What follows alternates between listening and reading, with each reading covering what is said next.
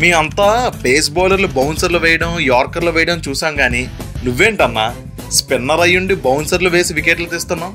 అసలు స్పీడ్ ఏంటి? 122, 119. ఎక్కడైనా స్పిన్నర్లు ఎంత స్పీడ్ వేస్తారా?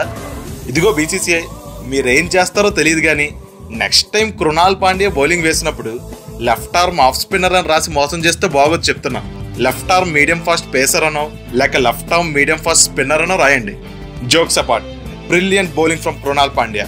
అతను స్పిన్నరో పేసరో పక్కన పెడితే అవసరమైనప్పుడు యార్కర్లు బౌన్సర్లు వేసి వికెట్లు తీస్తున్నాడు. టీంకి అంతకన్నా ఏం కావాలి? నిన్న మ్యాచ్లో 2 బౌన్సర్లు వేసి 2 వికెట్లు తీశాడు. ఒక ఓవర్లో హార్దిక్ పాండ్యాకి 122 కిలోమీటర్ స్పీడ్ వేశాడు. తను వేసిన ఓవర్లలో సగం కన్నా ఎక్కువ బాల్స్ 100+ స్పీడ్ ఉంటున్నాయి. ఇక లాస్ట్ ఓవర్ అయితే పేస్ బౌలింగే. ఒక్కసారి ఆ స్పీడ్ చూడండి. 109, 119, 111, 112, 113, 105. లాస్ట్ ఓవర్ ఒక స్పిన్నర్కి ఇవ్వడమే చాలా రేర్. అలాంటిది కృణాల్ పాండ్యా వాంకేడే లాంటి వికెట్లో లాస్ట్ ఓవర్ వేసి 3 వికెట్లు తీశాడు. బ్రిలియంట్ ఎగ్జిక్యూషన్ అసలు. మొన్న చెన్నైలో 17 ఇయర్స్ తర్వాత మ్యాచ్ విన్ అయ్యారు. నిన్న ముంబైలో 10 ఇయర్స్ తర్వాత విన్ అయ్యారు. వాళ్ళ స్క్వాడ్ చాలా సాలిడ్ గా కనబడుతుంది.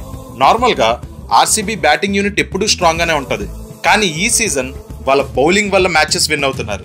భువి, హేజల్వుడ్, యష్ దయాల్, కృణాల్, సుయాష్ అందరూ సూపర్బ్ గా బౌలింగ్ వేస్తున్నారు. ఒకప్పుడు ఇలాంటి మ్యాచెస్ బౌలర్స్ లేక ఓడిపోయేవారు.